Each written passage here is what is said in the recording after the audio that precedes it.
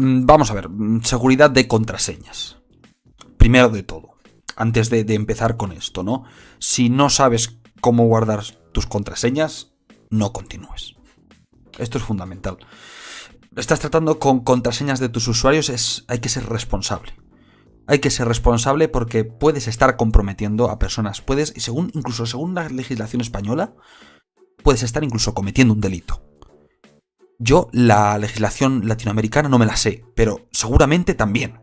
Entonces, guarda responsablemente las contraseñas de tus usuarios. Es muy, muy, muy importante. Este vídeo te va a servir de iniciación, ¿no? Si tienes alguna duda, estás empezando en esto de las contraseñas y sabes lo que es un hash, pero al final no te aclaras con nada, ¿no? Entonces este vídeo pues está hecho para eso. Pero por favor, responsabilidad.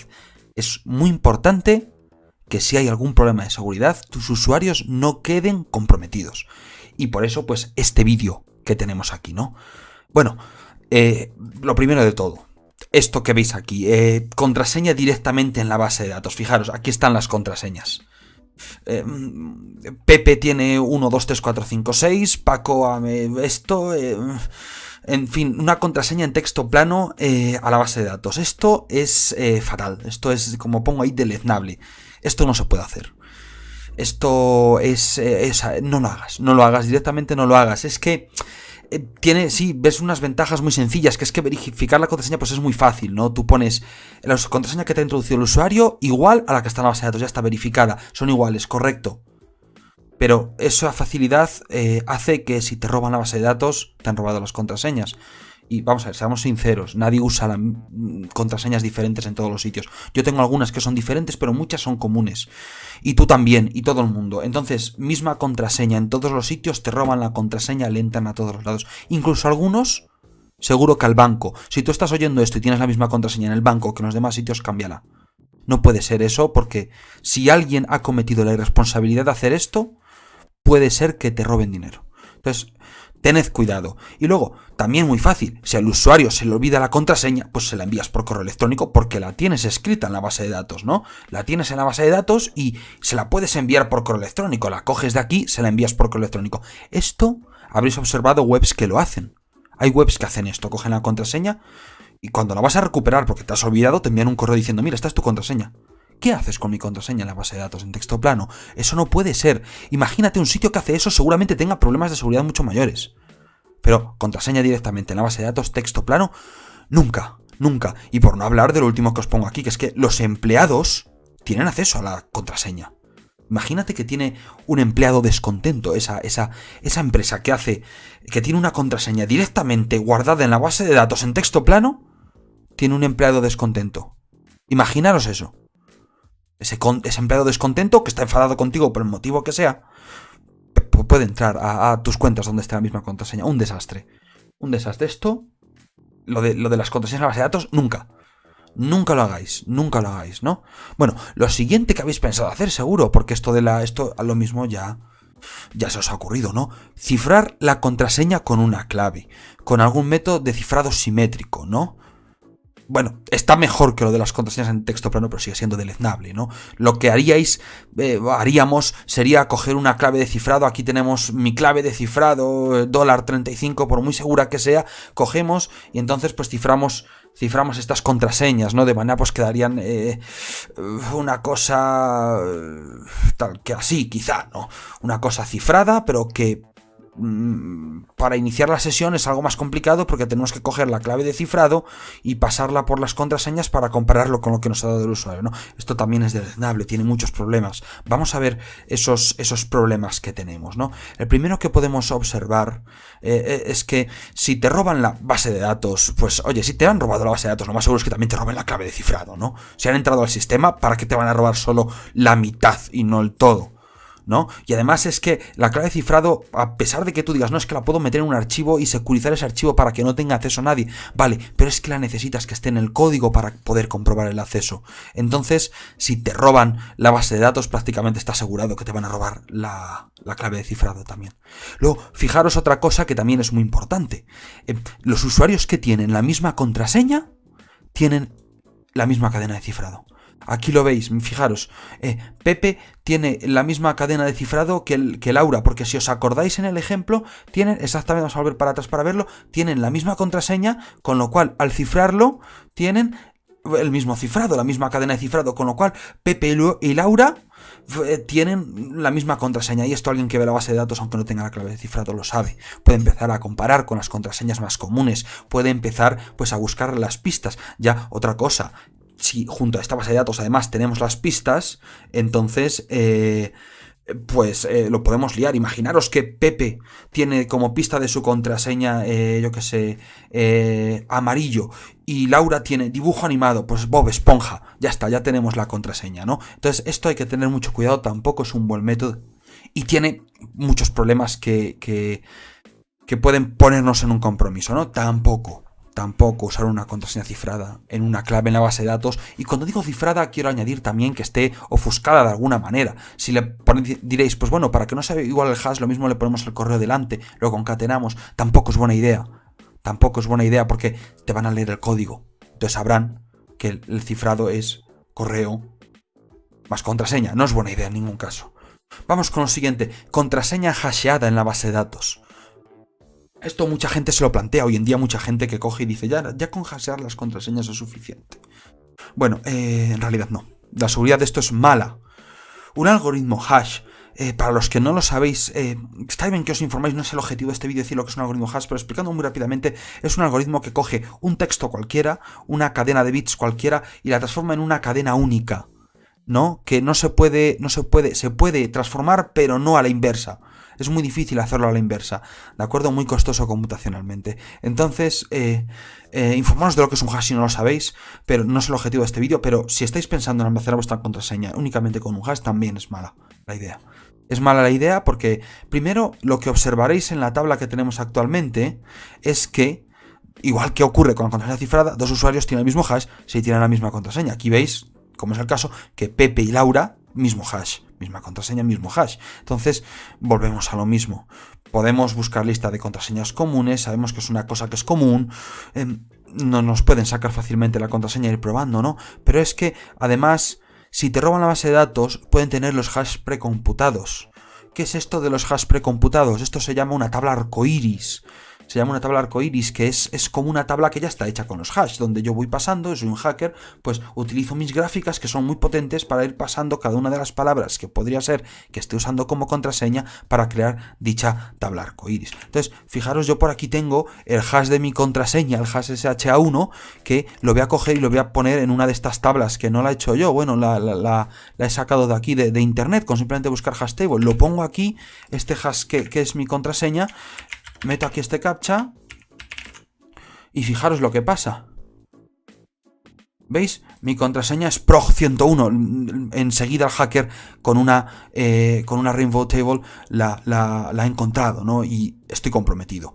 ¿Qué pasa? Que es que además de esto online hay tablas que incluso te puedes descargar. Fijaros en esta página. Esta página tiene unas tablas de un tamaño enorme, 27 GB en tablas de hash para diferentes algoritmos, para diferentes algoritmos de hash, para diferentes palabras, diccionarios en español, en inglés, según palabras comunes, miles y miles de datos. Hay que tener mucho cuidado con esto, porque los hash son muy fácilmente calculables con el hardware de hoy en día. Os pongo un ejemplo con una 1080 Ti, que es lo más novedoso que hay ahora mismo. A lo mejor, si estáis viendo esto 2 años después de grabado, ya ha salido la 1180 o como quiera que se llame, ¿no? Pero ahora mismo la 1080 Ti es el referente en gráficas de consumo, ¿no? Pues, por ejemplo, para SHA1, que hay miles de páginas ahí fuera usando todavía SHA1 sin ningún tipo de medida adicional. 8.000 millones capaces de calcular una gráfica de estas de hashes al segundo. Imaginaros 2 gráficas, 16.000 millones al segundo. Imaginaros 4, 32.000 millones. ¿Cuántas palabras de estas contraseñas habituales. Podemos computar prácticamente todo el diccionario de español, todas las palabras del diccionario de español, juntadas en combinaciones de 2 en apenas un segundo. Esto no es seguro. Aunque tengamos nuestra contraseña con SHA-1, probablemente el hacker tenga nuestra contraseña precomputada y solamente va a tener que hacer un esfuerzo nimio y por poco dinero además para poder robarnos el dinero o para poder fastidiarnos de cualquier manera.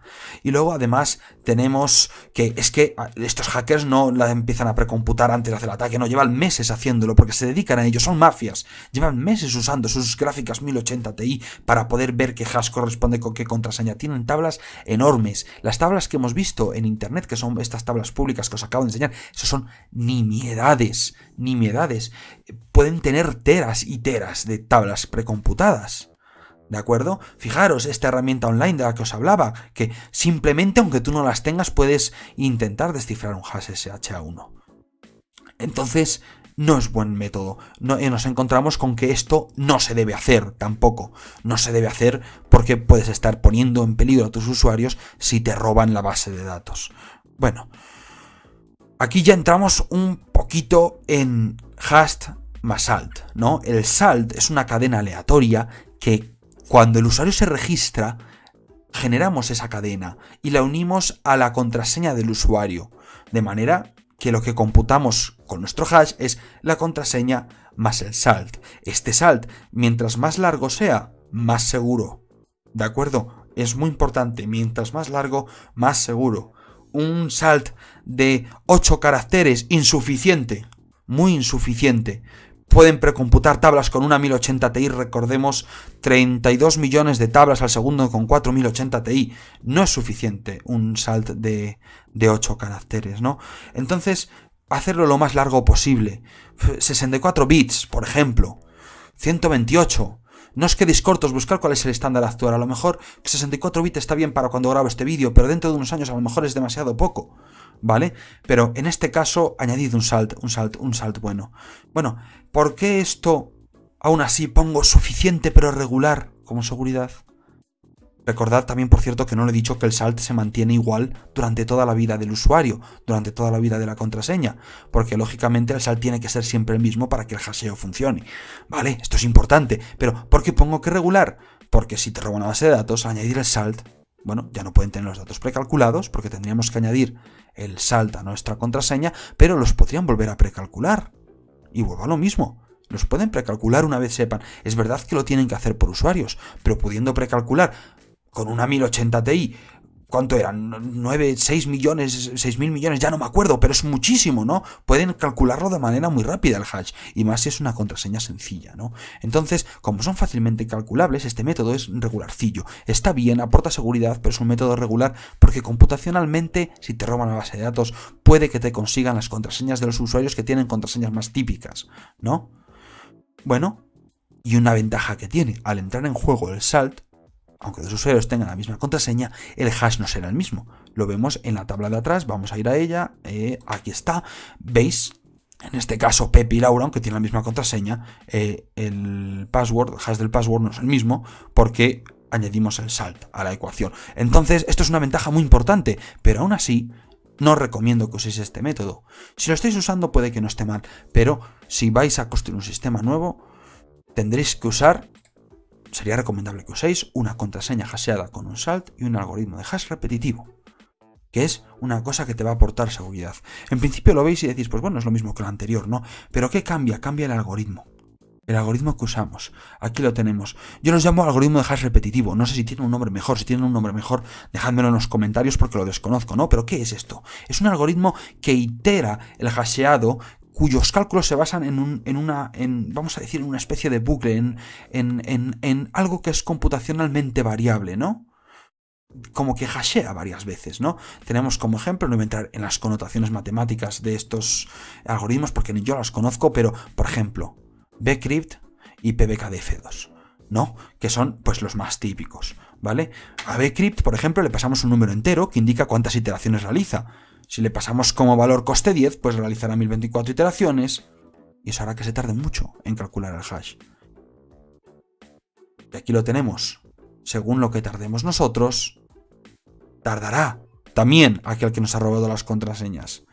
Si nosotros le añadimos una complejidad matemática en el algoritmo suficiente como para que nuestro servidor tarde 200 milisegundos, cuando el hacker te robe la tabla, él también va a tardar, porque es computacionalmente largo calcular ese hash, de manera que si nosotros tardamos 200 milisegundos, aunque nuestro hacker tenga mejor hardware y tarde 100, significa que solo va a poder calcular 10 hashes al segundo, con eso no haces nada, ¿no? Esto es muy difícil, hacerlo a fuerza bruta, pero muy difícil, ¿vale? Y si, ojo, por el motivo que sea, con los años aumenta la potencia de las máquinas, o por ejemplo, empezamos con un servidor barato porque estamos haciendo una startup, pero luego ya empezamos a ganar dinero y nos va bien y cambiamos a un servidor caro, pues cuando el usuario inicie sesión podemos sustituir el hash antiguo con x igual a 10 por uno nuevo con x igual a 11 y será el doble de costoso en cálculos.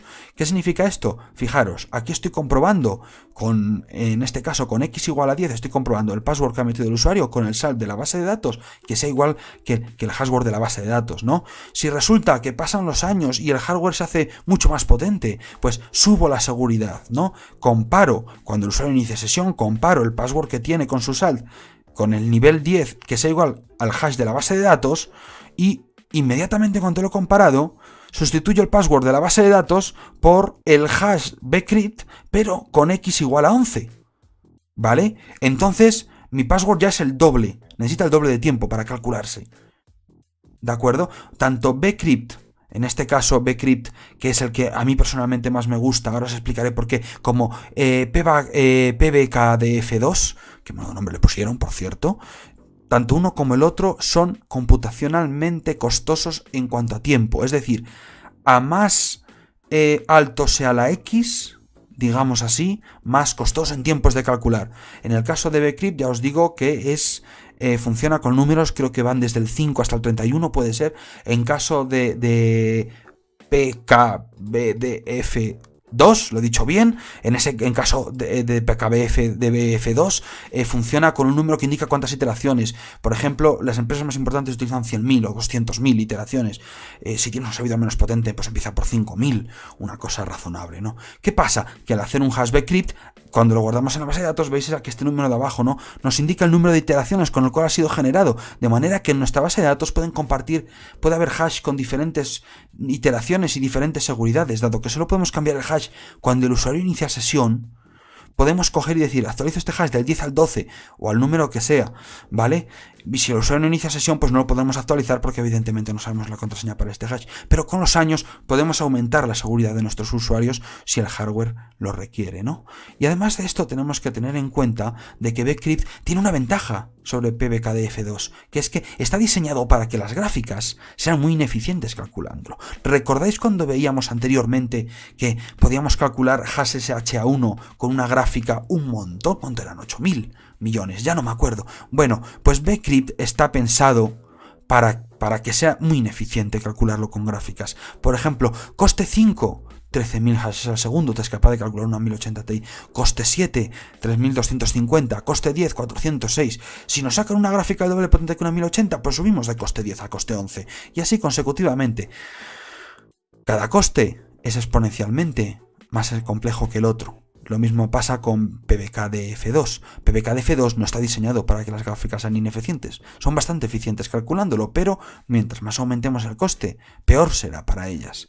En definitiva, si queréis guardar vuestros usuarios y vuestras contraseñas en vuestra base de datos, usad un algoritmo de hash como bcrypt o PBKDF2. Es muy importante. Y otra cosa os digo, este vídeo puede que quede desactualizado en 5 años, o en 10, o incluso en 1. Bueno, en 1 no creo, ¿no? Pero informaros, tampoco tengáis siempre en cuenta la información de este vídeo, ¿no? Hay mucha información por ahí sobre esto. Este vídeo está incompleto en muchos aspectos, porque claro, no vamos a estar aquí 2 horas explicando este tema, pero hay mucha información por internet, hay mucha información sobre estos algoritmos, hay mucha información sobre las técnicas más modernas, tanto las que utilizan los hackers como las que utilizan los encargados de seguridad. Entonces, informaros y seguro que tendréis un buen sistema. Espero que os haya gustado. Nos vemos en la próxima píldora. Hasta luego.